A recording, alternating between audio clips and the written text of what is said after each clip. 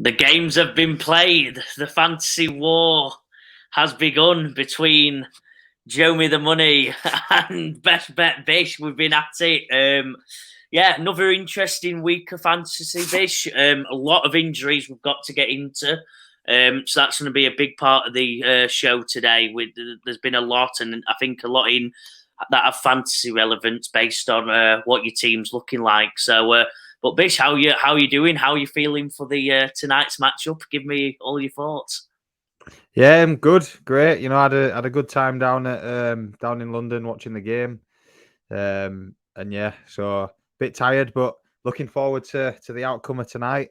As you said, it's very tight. I've got a slight lead, but as we know, anything can happen. So I'm hoping Eckler can outdo Keenan Allen, and that Dallas D doesn't get up to much, hopefully. Yeah, we'll talk the viewers through it. So at the moment, Bish is on 67.64 points. I am on 60.90. It's very close. Bish, you've got the 77% win percentage chance. I think with the extra points and Austin Eckler, I think he's projected pretty big 16 points today. I'm only predicted 14 points with Keenan Allen. But I do have that Cowboys defense, Bish.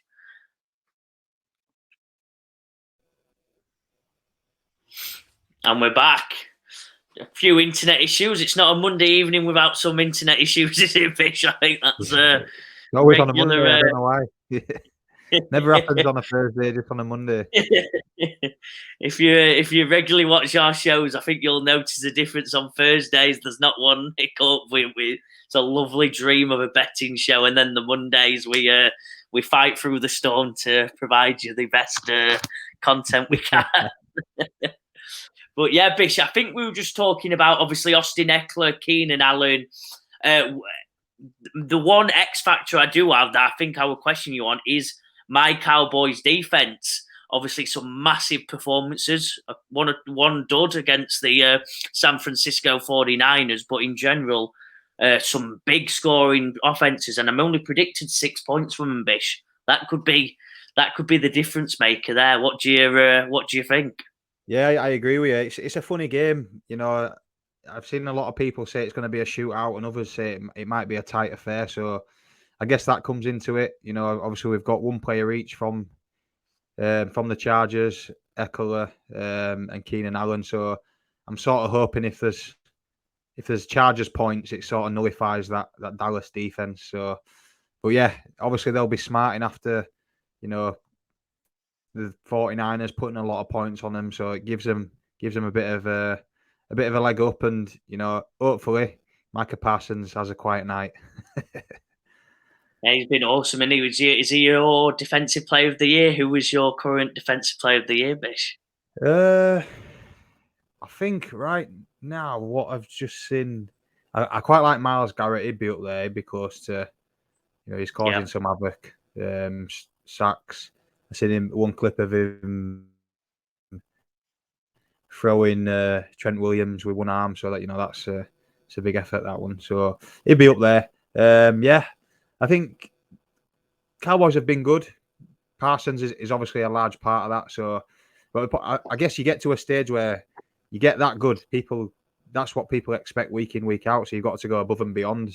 Otherwise, you don't get noticed. So, yeah, I think he's in that category at the minute. But I'm sure come the end of the season, he'll be one of the front runners.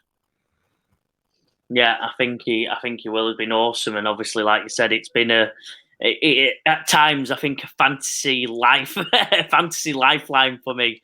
They've saved me on multiple weeks now. I've been pretty lucky that I picked them up. I don't think I'm not sure if they were the ones I drafted. I think I picked them up after very quickly or very, very late in the draft, and it's been a wonder stroke by me so far. But you're probably hoping it's not the case tonight. So you've got the kicker, Brendan Aubrey. Obviously, a lot dependent on how, like you said, how that offense rolls.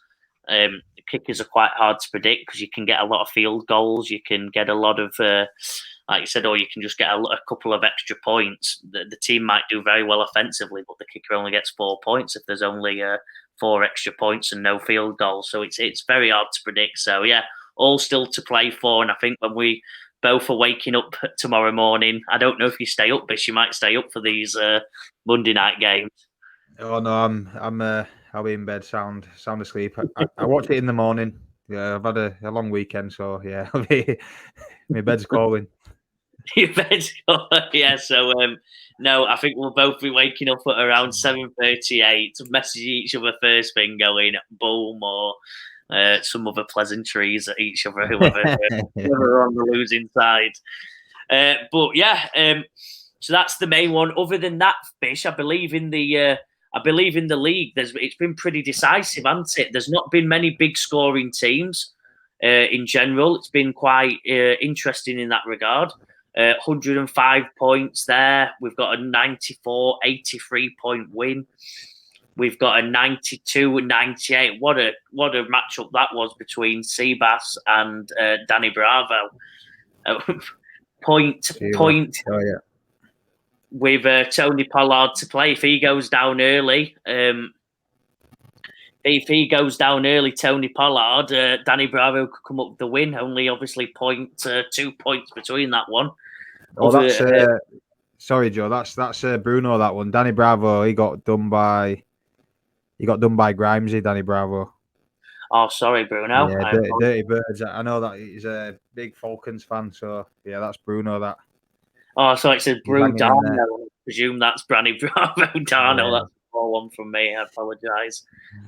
Tag, the 4-1 tag looks like he's going to go 5-1.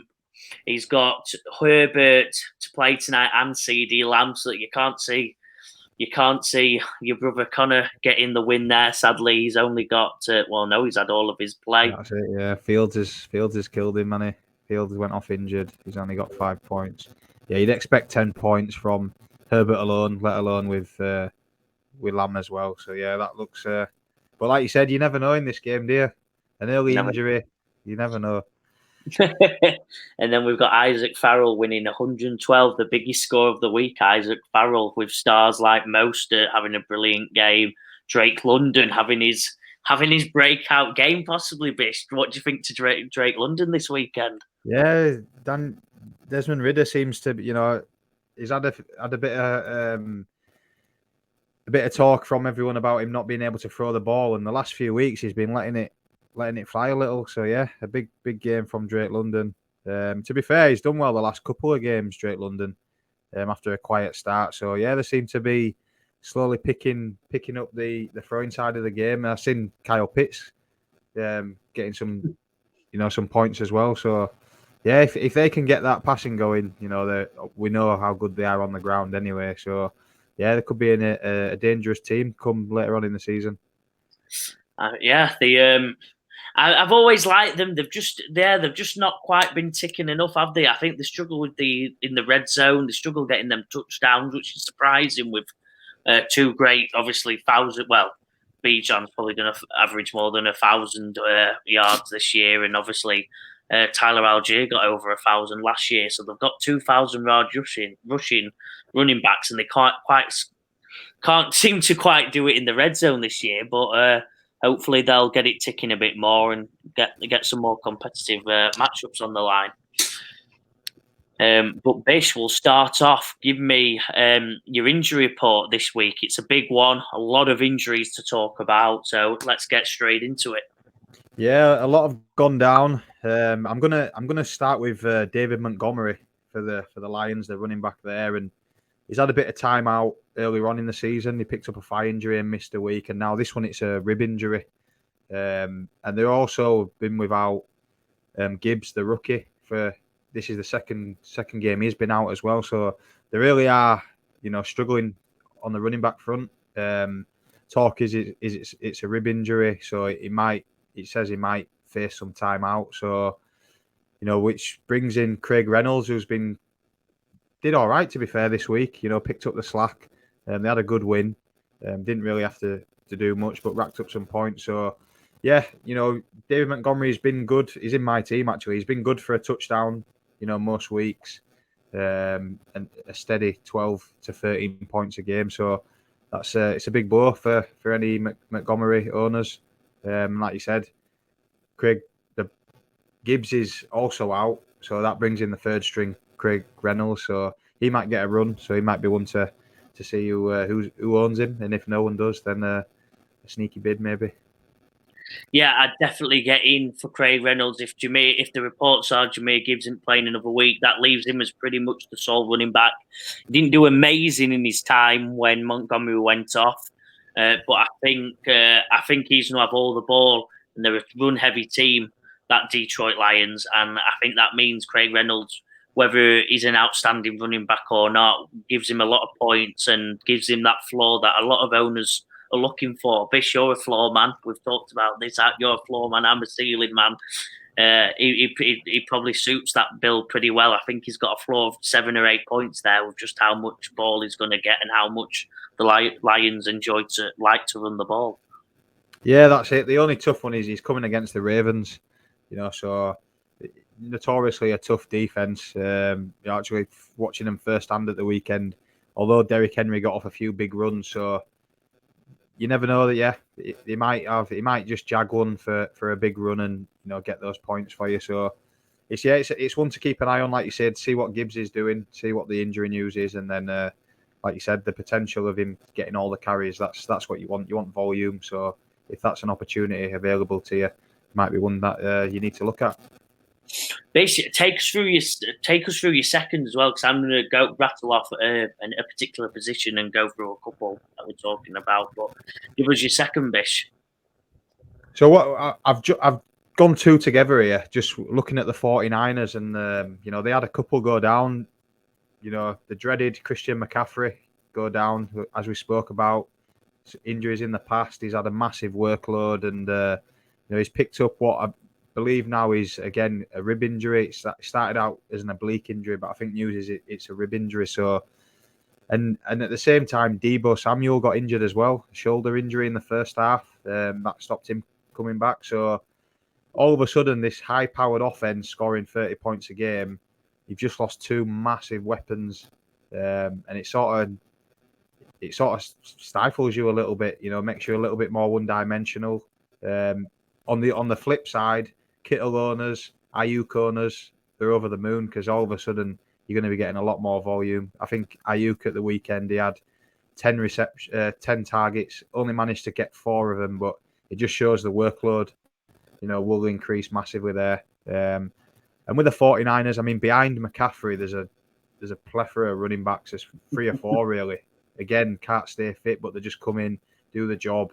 So that's something you'll probably have a look at on the waiver wire and see how McCaffrey goes. And it's hard to know who would be the main back, but I think it's worth at least picking up one, because if McCaffrey's out for a while, all of a sudden another one goes down, then generally if you've got the right one, he might be the main man for you. So yeah, it's a bit of a lottery in terms of the backups, but one to have a look at, I think.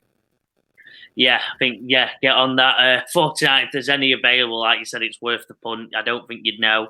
Probably take a week to sort that out because they've got quite a few. Elijah Missile comes to mind. Elijah Mitchell is an official name, but I like to call him Elijah Missile. So to many others, he's a great running back. But again, like I said, another injury-prone running back. So they've got a lot to sort out there in San Fran. And if you're an owner of one of them backup running backs, you're probably, like I said, probably getting excited. George Kittle owners excited. There's a few things to go, but I think a lot of it's also dependent on that man Brock Purdy, who had his first poor game in a 49ers shirt. Would you say, Bish? Yeah, he come up against a massive defense, didn't he? The Cleveland Browns are doing the stuff. We talked about Myles Garrett, and yeah, I think his first defeat as a starter as well. So a bit of adversity. See how he bounces back. See how that goes. But yeah, you'd like to think that they'd be back on the horse, wouldn't you? But the way they've started the season, a lot is expected from him. But see how he bounces back next week. Yeah. All right. I will take you through what is one of the craziest weeks of injuries in a certain position, and that's just chuck it up here, the QB crisis.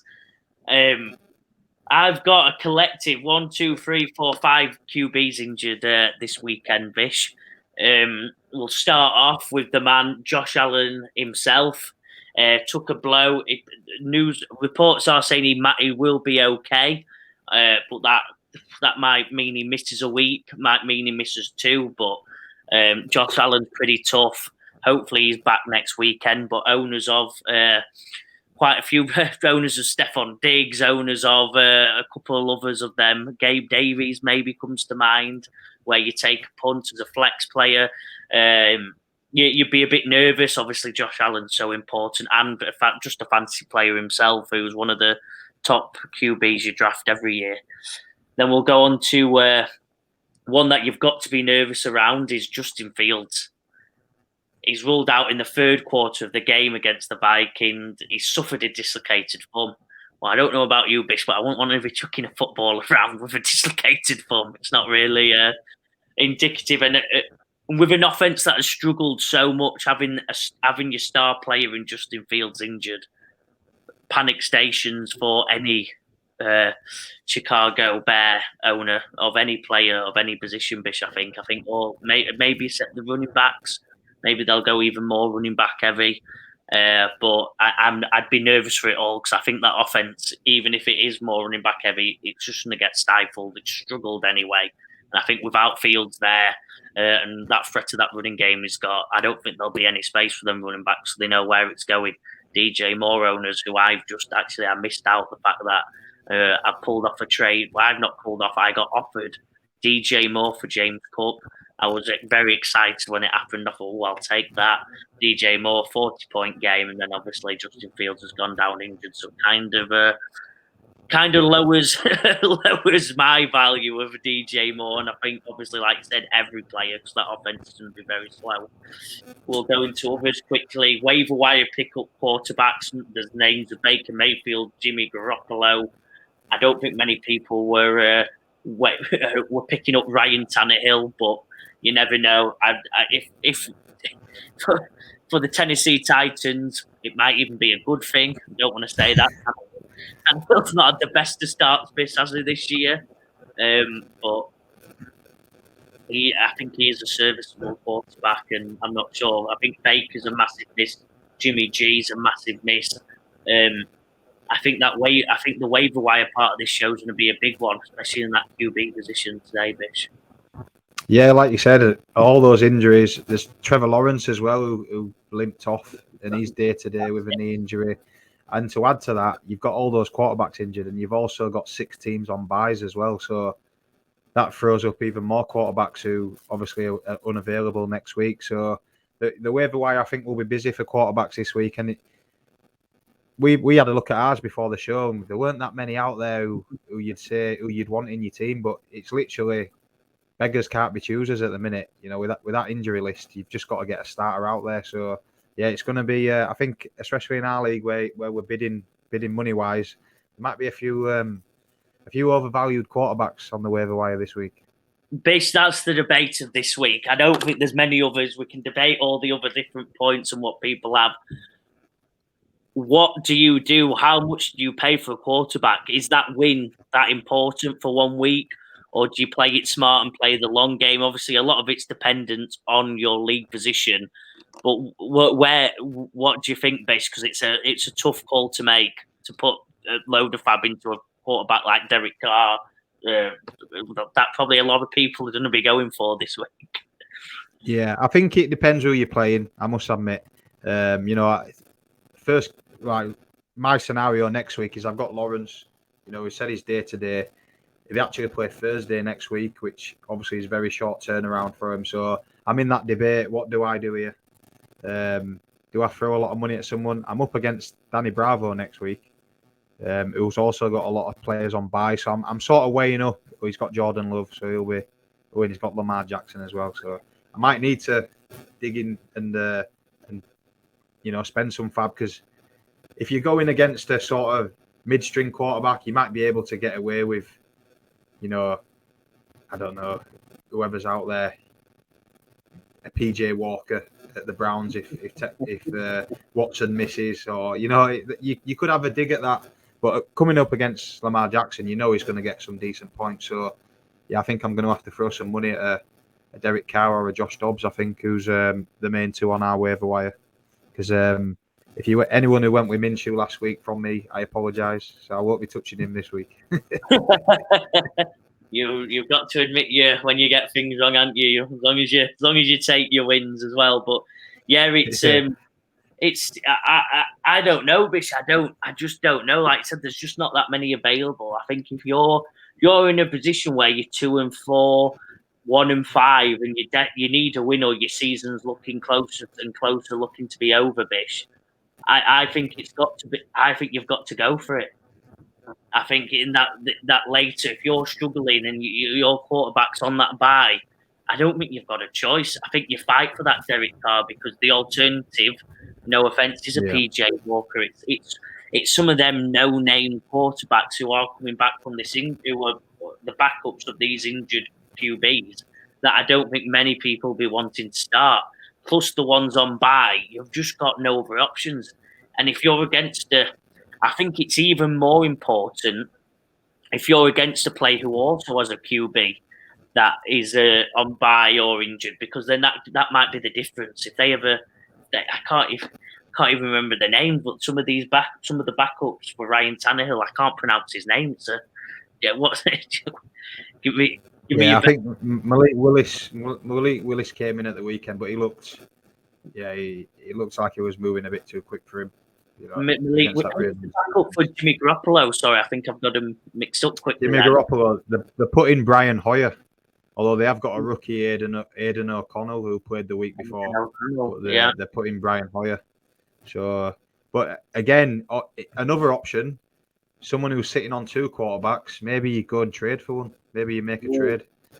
If I was sitting on two quarterbacks, I'd be actively looking to trade one at the minute, definitely, with what we've just said. So that's another option out there, so that you can possibly take advantage of. Can you get rid of your second string quarterback and strengthen your team somewhere else? That will ultimately help you in the long run. I think viewers, if you're in this predicament, chuck your questions in, chuck your thing in. We'll give you all the advice we can. And I'm big on. I'll be updating obviously all the things. Bish, you're on top of it. You've got some great advice. I'll be on. I'll help out whoever I can. Whoever's got any questions, because there'll be a lot of people needing a lot of things this week. And like you said, look for trades. Look for the waiver wire. I think Derek Carr, he's on your waiver wire. He's on both of mine. That's why I keep mentioning him, because he's probably the one QB who I believe in, who will be on a lot of waiver wires. I think you've got to go for it. I think you've got to pull that trigger and guarantee yourself possibly a win if your opponent has to play one of them worst quarterbacks in the league.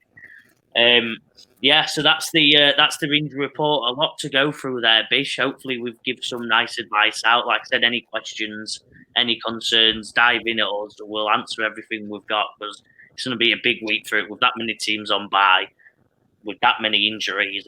It's going to be crazy, Bish, and I'm on it tonight. I'm going to get into it and get my waiver wires sorted out for next week. Because I think even if I win or lose to you, I'm still up there. But I don't want to go. Yeah. I don't want to lose 2 or 3 weeks in a row now. So I've got to shore things up down at the Show Me Towers.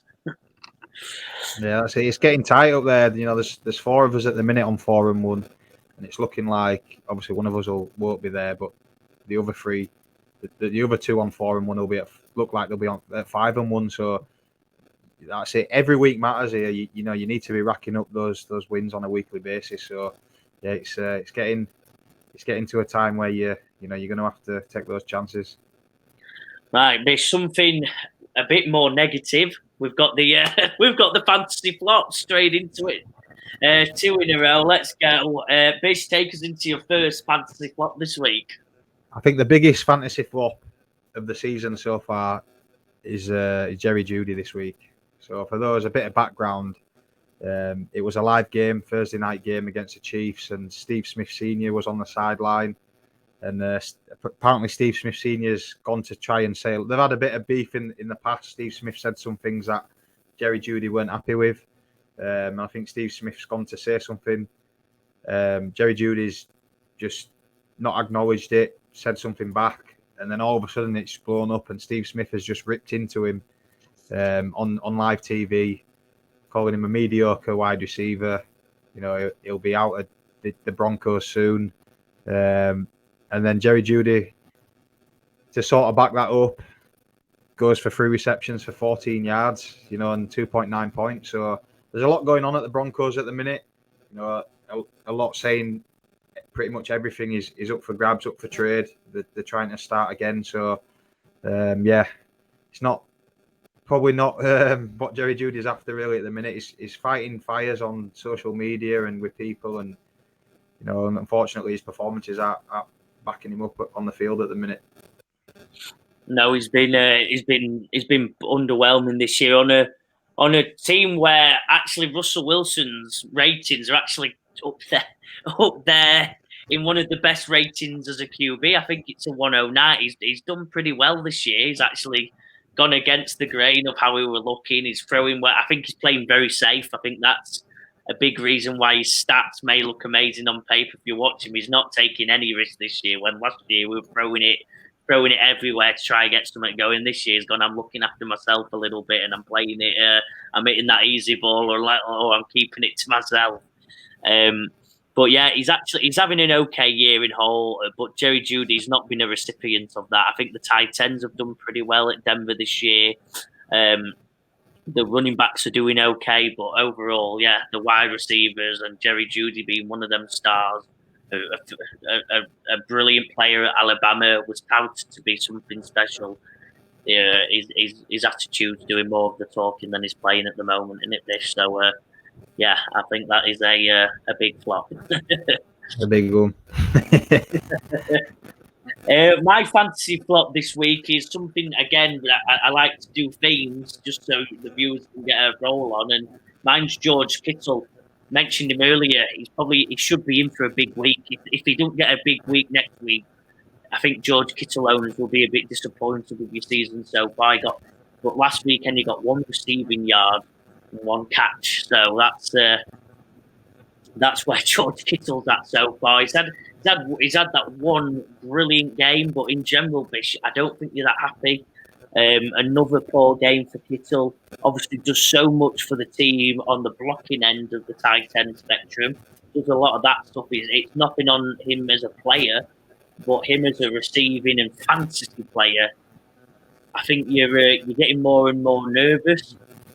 Like you said, injuries normally aren't good news, but in this case there are, and I think Kittle owners will be on the edge of the seats expecting a good week finally.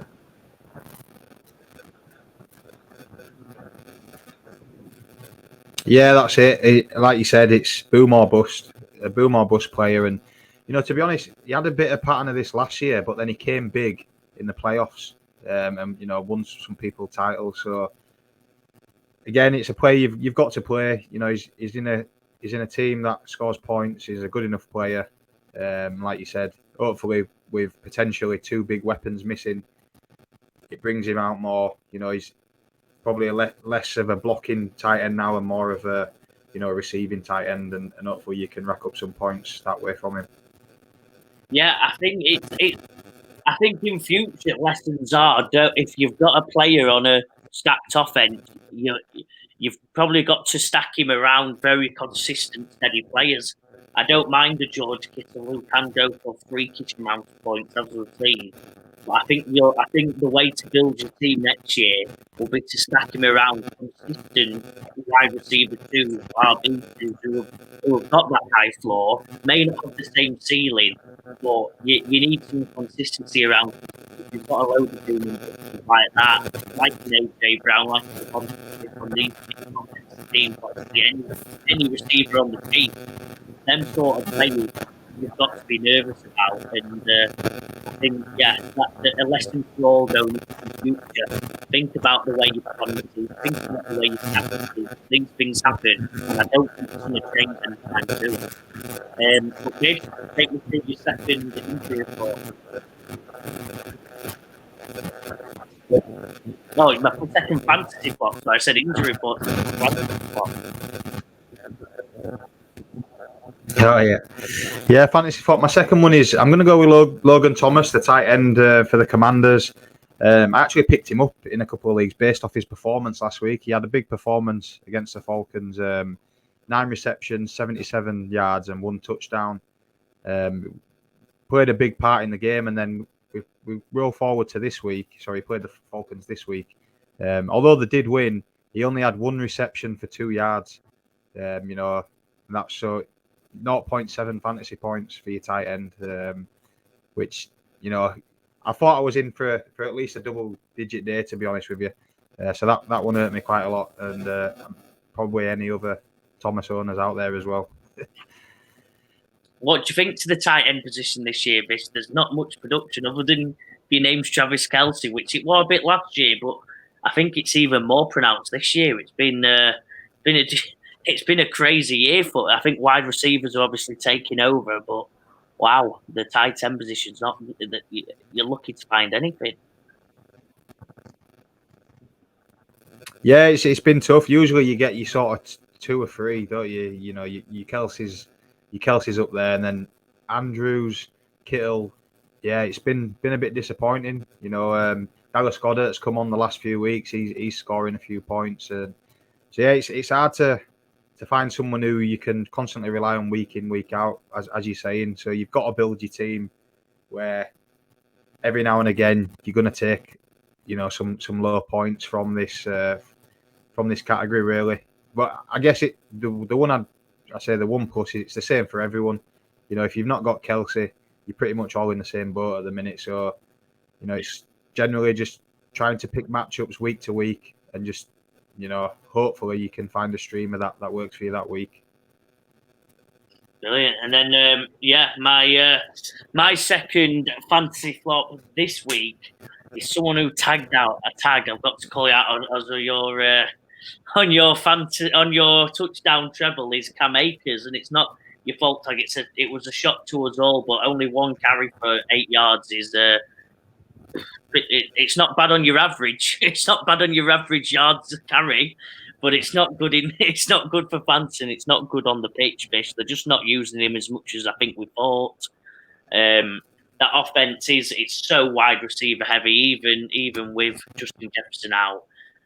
He's not got the leading role there as the running back, so I don't think there's space for Cam Akers. I don't think there's space for a second running back in that team, because even the first running back isn't getting enough points in the system to for anything to be shared about. And I'd say my advice for Cam Akers owners or people who are looking to maybe have a waiver wire, have a flex player like Cam Akers in there as a risk, I'd say stay away. I think unless you get incredibly lucky, there's going to be no consistency in Cam Akers. There's just not enough. They just don't run the ball enough. So it would require 1 or 2 very lucky touchdowns, and it's not worth playing your fantasy football that risky, I don't think, Bish. Yeah, actually a rare occasion this game, low scoring game against the Bears, 19-13. They did run quite a bit just for game script, but as you said, it was all Mattison. I think he had 18 carries for around 40 yards, which is just, it's not a great deal. I don't know. Cam Akers has been here, I think 3 weeks now, 3-4 weeks since he's been traded. You'd like to think he'd be, like you said, getting his way into more carries, but he's not at the minute. So I guess, yeah, I don't know what. Do you hold on to him and try and wait for that one big game and then sort of ship him out? I'm not sure, but it might be just a case of seeing what else is up there. Maybe trying to find a younger back with a bit more upside, possibly. But yeah, it's tough sledding for Cam Akers truthers at the minute, if there are any out there. Yeah, I think there was still a couple a bit ago, wasn't there? There was still a couple. You'd see his name get mentioned on Twitter, but I'm not a Cam Akers truther, sadly. And I think mainly because of them injuries he did his ACL 2 years in a row, I believe, didn't he? Or was it his? I think it was 2 season-long injuries. Achilles as well. Achilles. Yeah. So 2 season-long injuries, it's just so hard to recover from, and it's sadly put a cap on his career. But yeah, I'm not a truther anymore. I think stay away, Bish. I think there's, like you said, there's people there with more upside, and I think you've got to go with the upside rather than rather than a Cam Akers lucky touchdown. I just don't think it's consistent or predictable enough to have near your fantasy team. But Bish, that brings us on to the first bit of positivity in this show. It's been a bit of a negative show. We talked about a lot of injuries, a lot of buys, a lot of poor performances. Well, Bish, take us through your segment. We've got the Bish's breakouts. Bish's breakouts. My first one, I'm going to go with the Minnesota Vikings defense here. You know, for those that have watched this show for a number of episodes and going back even to last year, you know, I've not been the Miami defense's biggest fan, to be honest. You know, I think I've referred to them as sieves at times and all sorts, but I've got to give them the props here. You know, they've scored 23 fantasy points, 2 interceptions, 5 sacks, only conceded 13 points, forced 2 fumbles, managed to recover 1. They got a defensive touchdown and 8 quarterback hits as well. So they were all over the Chicago Bears. Obviously, we know Fields went out injured. The backup came in, but you know they were dominant throughout, really. So, as you said, when someone proves me wrong, I'm more than happy to give them the flowers. So, well done, the Minnesota Vikings defense. I'd say, Bish, though, is that more an indication of how poor the Chicago Bears offense is, or am I missing something here? Because I'm like you. I'm not a Minnesota Vikings lover, defensive lover. I love their offense, but I don't. How much does this translate season get forward, Bish? I don't know if it does. Yeah, you're probably right. To be fair, like you said, it is the Bears have not been great, have they? You know, even at full strength, you know, 1-5 on the year.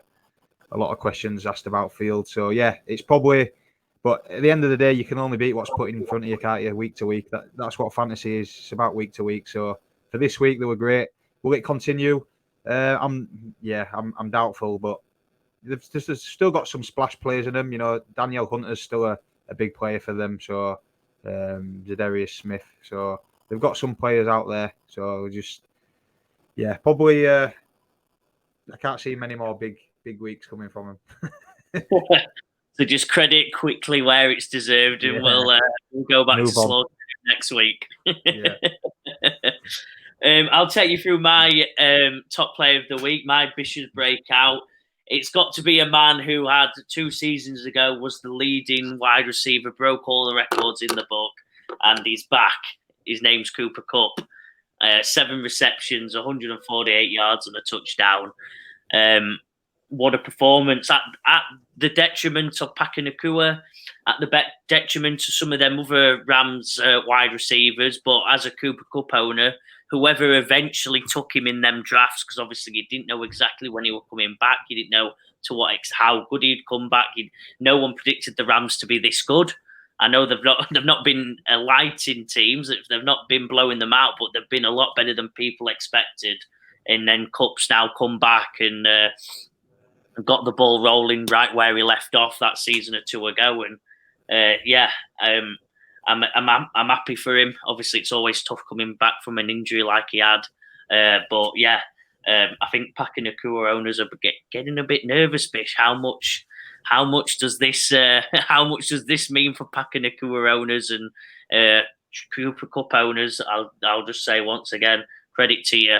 Because obviously it was a punt at whatever point you took them in at the draft. You didn't know when he were coming back. You didn't know how good they'd be. You took the punt, and hopefully you're feeling the repercussions of it now, and they've been good ones. Yeah, definitely. I actually think it doesn't affect Puka Nacua, other than obviously the volume. He won't get as much volume. But generally, Puka is an outside player. He's got a bit of speed to him. He's got a lot of height, and Kupp plays in the slot. So they can both work well with each other. The Rams a few years ago, Puka's in that sort of Robert Woods role now on the outside. So as long as Stafford's slinging it, you know, and is healthy, I'm sure they'll both will do pretty well week to week. So obviously Cooper Kupp's going to be the first priority, the first point of call, but the offense is ticking really well for the Rams at the minute. So, you know, they're both going to get plenty of volume, I think. How happy is this making you, Bish? Yeah, it's good. It's good. Like you said, beginning of the season, they want much hope. If I'm honest, a very young team, but the offense is clicking. As I said, those two wide receivers. And on defense, we've got a lot of young players buzzing about, trying to make names for themselves. So we've not really put two halves together at the minute. Usually we've started well, and second half hasn't been great. But this week it was the other way around. Second half, we really opened up, and pretty comfortable victory against the Cardinals. So long may it continue. Brilliant. Bish, takes your second. My second, probably everyone's going to be bored of hearing about the Dolphins at the minute, but I think they're a step above at the minute, and it's got to be Raheem Mostert. The running back, 3 touchdowns, 115 rushing yards, 17 in the air, 2 rushing touchdowns, 1 receiving touchdowns, and that came to 32.7 points in our league as well. So I'm even impressed he's doing the tough stuff. So, a lot of this Miami team, it's just pure speed. They'll run around you, but he's actually taking those hard carries, running through the gut, and bound. You can on the TV, you can hear the contact. So it's not just running around you. He's taking on the physical challenge as well, and for a running back who, again, has a lot of history with injuries, he's having a great season so far. He's got to be. I could put him on pretty much every week at the minute. I'm trying to find other people, but he's at the minute, that offense is just racking up the yards and racking up the touchdowns. I think you've just got to sit back and enjoy it. And to be fair, it's amazing to watch. It's amazing to see. I'm enjoying every moment. I think there's not really one Dolphins player that you're really upset about. Maybe Jalen Waddle wanting more just out of selfishness, out of thing. But even he's had some good weeks. What a season they're having. They'll end up breaking loads of records, and it's a fair play to everyone in that system, because they're back speed and they're back some players that I think a lot of people might have not of, Raheem Mostert himself. And imagine someone in our league trading him away early doors as well. What a nightmare. You'll rue the day, Bish. Well, good. My second one is again one of them that fits my themes is AJ Brown, Philadelphia. What a game he had! 7 catches for 131 yards. At my detriment with Devonta Smith. Devonta Smith had another slower week again. But again, it's not quite predictable. But he's that good. He's still going to get you points. His floor's very high, and his ceiling's very high. He's probably one of the players that you're excited. I think there's no sadness about having AJ Brown on your team, because he's that good. You'll give Devonta Smith a week or two, won't you? In between his amazing weeks, he's keeping fantasy owners going. He's one of the main consistent wide receivers there is in the whole game. Whether he breaks the bank or not with points, he's getting that consistent catch and yardage, and that's what I like in a wide receiver. And I know you do as well, Bish. Yeah, like you said, he's the main man on that team. And as soon as I saw Sauce Gardner wasn't playing, I thought he's going to have a big day. He's again another team with a lot of weapons, but he is the main man. He had a little bit of a wobble early on in the season, but I think they've sort of made him the focal point again now. And I think for the last 3 games, he's had great games. So yeah, I think it'll keep going for the rest of the season. Although the schedule does get a bit tougher, the opposition gets a bit tough, but he's going to be peppered. Yeah. All right, we're on to the next one, the most interesting one probably of this show, the Punt projects. Who's your waiver wire pickups this week, Bish? With everything we've spoke about, there's so much going on in the league right now. Give me your first waiver wire pickup. Yeah, we've talked about quarterbacks quite a bit, so I've sort of avoided them, to be honest. My first one, just looking at that 49ers backfield, the running back option, and I'm going with Jordan Mason, running back for the 49ers. When McCaffrey went out and when he's been rested in games previously, Jordan Mason looks like at the minute he's coming in and he's running hard and he's playing fairly well, to be honest. So he picked up 8.7 points at the weekend when McCaffrey went out.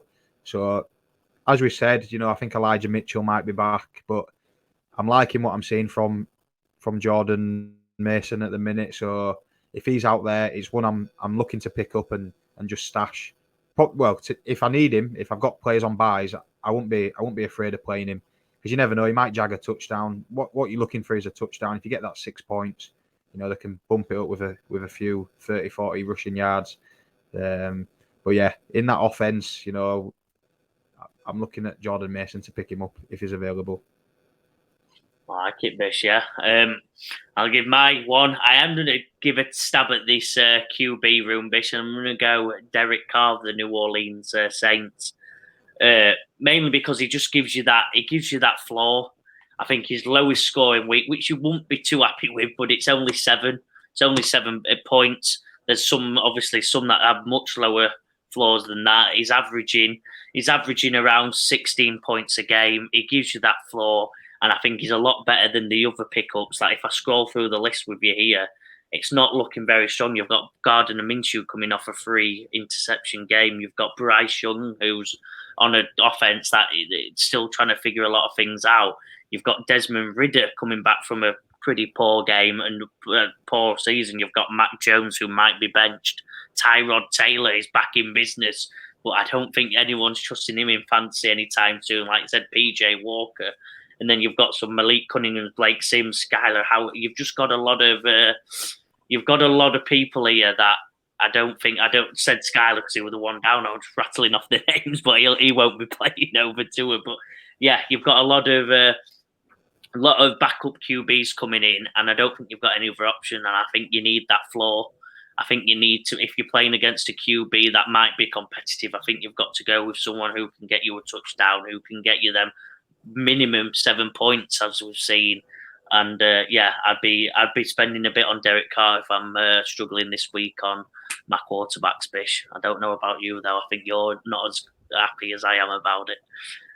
No, I am. I'm just trying to throw the scent off because I think I'm going to need to pick up one this week. So I don't want to say too much on it. But those in our league will see Wednesday who I'm going for. Bish, the league comes before the show. I've got you viewers. Don't worry about Bish. Yeah. Bish is wanting to win this league, but no, I think there'll be a fight for him, Bish, because I think they might be for me. I need to go through who I've got a quarterback. I've not actually checked for next week yet because I'm all in on trying to get the win versus you, and I'm nervous. But yeah, it's something I'm gonna have to look at quickly because otherwise I'm spending some of that fab I've got left on Derek Carr. Yeah, I think a lot are like you said. So I've got a backup up my sleeve just in case, because I've spent quite a bit of fab so far this year already. So I know there's a few who, if they want him, obviously you can get him if you've got the highest fab. But it's that game of chess. Who wants to spend a little bit more than the other person in the mind game? So we'll see how it goes this week. Be interested. Bish, take us through your second. My second one, I'm staying with the running backs. I like to cycle through running backs and who's hot and who's got a good matchup. So, and Kareem Hunt, back with the Browns, had a decent game, 14.6 points, managed 12 carries, got a receiving touchdown and 47 yards on the ground as well. And although he's still second in carries to Ford had 17 carries, but Kareem Hunt just did more with his carries this week against the 49ers. So it's a timeshare between them both. But we know they've got a good defense, which is going to keep them in games, which especially with Deshaun Watson out with a shoulder injury at the minute, it means they're going to be running the ball. So, I think there's room for both. Obviously, if you can get that touchdown, you're laughing, 6 points straight away. But yeah, he's one that I think he'll be available in quite a few leagues, if I'm honest. So yeah, he's definitely one that I think would benefit from being on your bench. Yeah, definitely. What else? I think you've covered most of it there, Bish. To be fair, it was a good overview, and I like it with especially in the running back position. There's not many. There's only a couple of sure-fired anyway, and with that many buys, you've probably got to take some punts, haven't you, on players? So yeah, I'm all in agreement. I like it. My last waiver wire pickup, Bish, is Jonnu Smith. The tight end position. We've talked about how little consistency there is at tight end, and I know I'm picking a man that's going against Kyle Pitts, but this man's coming out on top. Especially, I think Kyle Pitts is taking off a lot of the defense and opening it up for Jonnu Smith, but. Apart from the first game, his lowest scoring week is 6.7. He's gone 6.2. Sorry, he's gone 6.7, 6.2, 12, 7, and if you're a player that maybe has a lot of upside, has a lot of players who are high ceiling, low floor, as we spoke about in every show.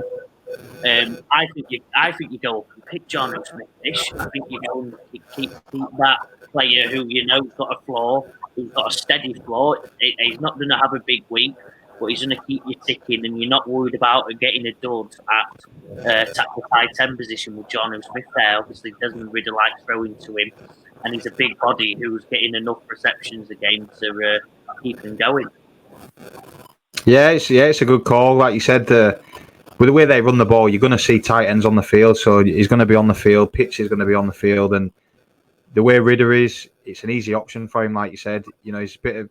I see the tight end as sort of your safety net for the quarterback. So he seems to like him, and I think that what's extra juicy about that one is the good touchdown threats, the good red zone threats. That's the area where you want your tight end on the field, and they're both on the field for that area. So hopefully Jonnu Smith, can get you those points. And like you said, in a tight end market that's a bit sparse, so he offers, like you said, a good floor for you to hopefully get some decent points. Yeah, I like it. Bish, let's finish off with our favourite segment, the punters. Let's see who your best kicker of the week is, who you're going with. Just talk about, what you're going with going into the week. I think my probably my player of the week, my punter of the week, because I saw so much of him on Sunday at Tottenham, has got to be Justin Tucker. 6 field goals he knocked over. He racked up 18 points. So, and the Ravens, they seemed to move the ball really well up until they got to the red zone, and then they just struggled. And out he came. I think he had 3 pretty much chip shots, easy points for him. And that's sort of how the Ravens have been this year. So, if you can get a kicker who's guaranteed a couple of field goals, as you said, the points add up. So if you're looking for a kicker in a stuttering team, I think at the minute Tucker is perfect for you. Obviously, we know he's a great kicker, so he seems to be racking up some points at the minute, which is Brucey bonus. If you can get a kicker over 10 points, it goes a long way to winning you a game. It does. My one along the similar lines is Graham Gano of the New York Giants.